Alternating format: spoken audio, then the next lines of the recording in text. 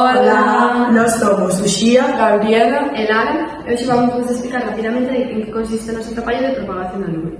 Vale, comento deste traballo porque en verán na nosa zona houve diversos incendios e pois queríamos investigar como se propagaba a lume.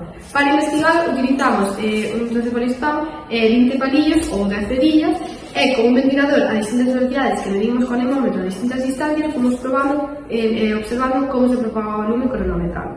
Agora vou decir as hipóteses que tiñamos. Nós pensábamos que moi cerca o ventilador do polispán ibas a apagar a chama, pero moi lejos non iba a chegar tanto aire. Entón, pensábamos que mollando en auga os palillos de cerillas non iba a dar resultado, pero con alcohol sí que se iba a propagar máis rápido.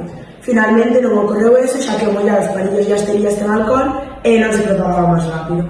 E tamén creíamos que íbamos a encontrar un patrón, pero só encontramos algo de lógica entre 50 e 80 centímetros de distancia.